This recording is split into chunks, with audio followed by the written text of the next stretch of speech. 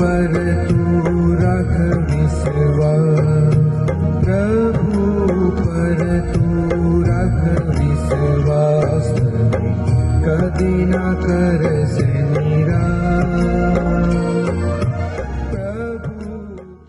શુભ સંદેશનું વાંચન યોહાનના ગ્રંથમાંથી પાઠ અધ્યાય 11 કલમ 45 થી 56 સુધી।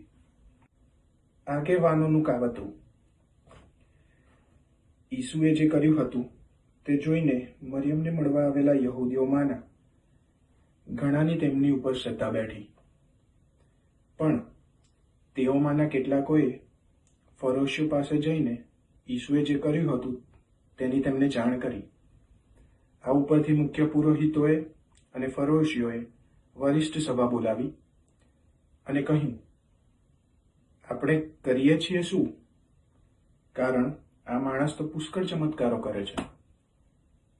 આપણે જો એને ફાવે તેમ કરવા દઈશું તો બધા જ લોકો એના ઉપર શ્રદ્ધા રાખતા થઈ જશે અને રોમન લોકો આવીને આપણા મંદિરો અને પ્રજાનો બંનેનો નાશ કરશે। પણ તેઓમાંના એક કાયફા, જે તે વર્ષે વડો પુરોહિત હતો, તે બોલ્યો, તમને કશી ગતાગમ જ નથી? તમે એટલો વિચાર કેમ નથી કરતા કે પ્રજાને ખાતર એક માણસ મરી જાય અને આખી પ્રજા વિનાશમાંથી ઉગરી જાય? એ તમારા હિતમાં છે? પણ આ એ પોતા તરફથી નહોતો બોલ્યો, પણ તે વર્ષે એ વડા પુરોહિત પદે હતો, એટલે એ અગમવાણી ભાગતો હતો કે યહૂદી પ્રજાને ખાતર ઈસુ મરવાનું છે, અને તે કેવળ પ્રજાને ખાતર જ નહીં, પણ ઈશ્વરના વેરવિખેર સંતાનોને ભેગા કરી એક બનાવવા ખાતર।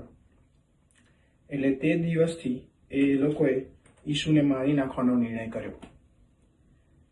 આથી ઈસુએ જાહેર રીતે યહૂદીઓમાં ફરવાનું બંધ કરી દીધું અને ત્યાંથી તેઓ રણની પાસે આવેલા પ્રદેશમાં એફ્રાઈમ નામના શહેરમાં ચાલ્યા ગયા અને શિષ્યો સાથે ત્યાં રહેવા લાગ્યા। હવે યહૂદીઓનો પાસ્કાનો તહેવાર પાસે આવ્યો હતો, એટલે દેશમાંથી ઘણા લોકો શુદ્ધિની વિધિ માટે તહેવાર પહેલા જ યરૂશાલેમ પહોંચી ગયા। તેઓ ઈસુની શોધ કરવા લાગ્યા અને મંદિરમાં ઊભા ઊભા એકબીજાને પૂછવા લાગ્યા, તમને શું લાગે છે, તે ઉત્સવમાં નહીં આવે? આ પ્રભુની વાણી છે, તે જ આપણો આધાર છે। જય ઈસુ યુવા મિત્રો, અહીંયા વડા પુરોહિત શુભ ચિંતનમાં આપણું ધ્યાન ખૂબ જ સુંદર રીતે કેન્દ્રિત કરે છે કે ઈશ્વરે મરવાનું તો છે જ, પરંતુ કેવળ પ્રજાને ખાતર નહીં, પણ તેના વેર વિખેર થયેલા સંતાનોને ખાતર। આજે વિશ્વભરમાં યુદ્ધની આણ વર્તી રહી છે। પરિસ્થિતિ અંધાધૂંધ બેફામ બનીને સતત પ્રસરતી જ રહી છે, અને રહી વાત તો માનવતા તો મરી જ પરવારી ચૂકી છે।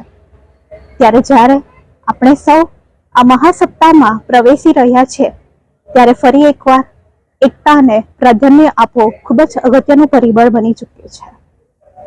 હેનરી ફોર્ડ નામના લેખક તેના પુસ્તકમાં એકતાની ભાવનાને સમજાવવા ખૂબ જ સુંદર લખે છે કે coming together is beginning, keeping together is process, but working together is victory. તો આવો યુવાનો, આપણે ઈશ્વરના વચનોને સમજીને તેને અનુસરીને એકતાની વ્યાખ્યાને સાચા અર્થમાં પુરવાર કરીએ। આમેન। રાયના કણ સો હોય ઇતબાર, તો ડોલાવે પાડ ના પાડ।